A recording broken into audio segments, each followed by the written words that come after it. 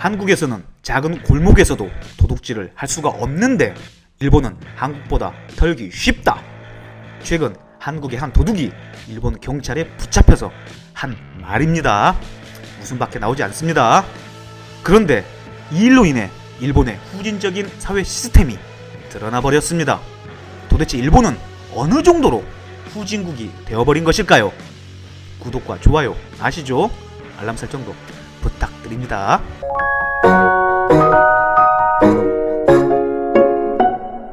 얼마 전 한국의 70대 남성이 일본에서 절도 행각을 벌이다 일본 경찰에 붙잡히는 사건이 있었습니다.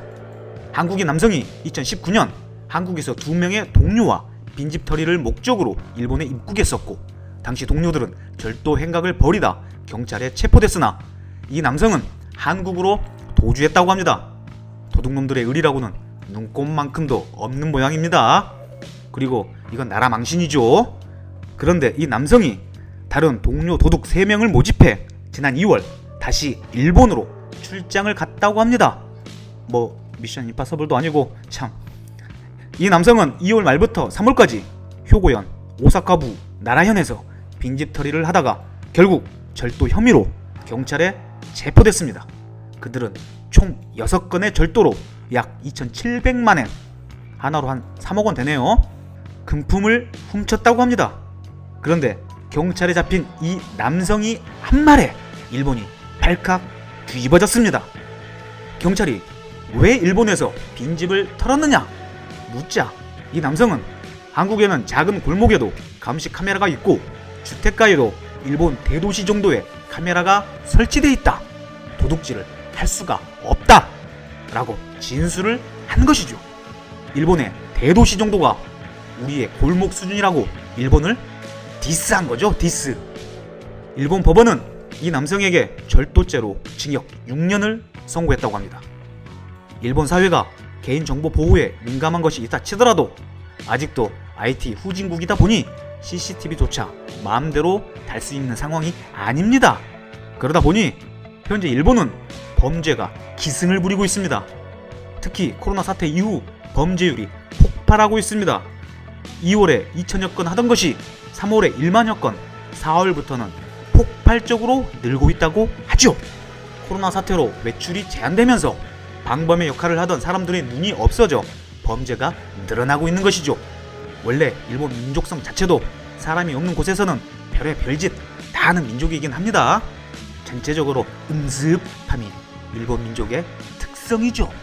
오죽하면 짐 로저스조차도 2050년 일본은 범죄 대국이 될 것이라고 악담을 퍼부었었죠. 세계적 투자자 짐 로저스 홀딩스 회장은 일본의 미래는 암울하다.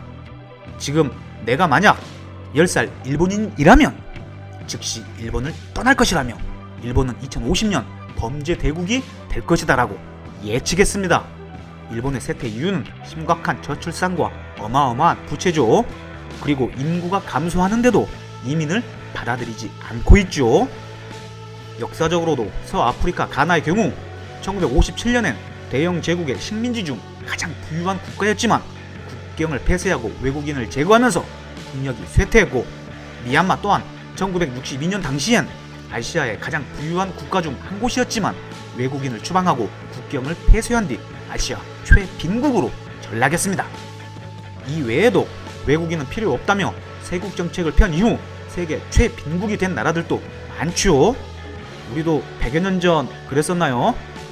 그리고 로저스 회장은 통일 한국의 미래는 매우 밝게 전망했습니다.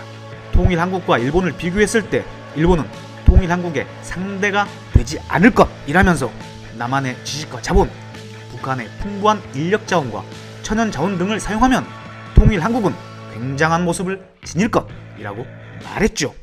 일본만 빼고 모든 주변국이 변화의 물결로 인해 평화와 번영을 겪을 것이라고 일본만 콕 집어 일본의 앞날이 험난하다는 예상을 했습니다.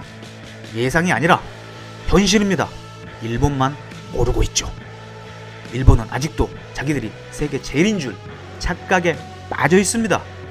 제가 기회 있을 때마다 말씀드리지만 일본에 한 번이라도 다녀오신다면 일본이 동남아시아 국가들보다도 발전이 안 되고 있다는 것을 아시게 될 것입니다. 일본은 알고 있습니다. 그들의 운명이 얼마 남지 않았다는 사실을. 대한민국 만세입니다. 시청해주셔서 감사합니다.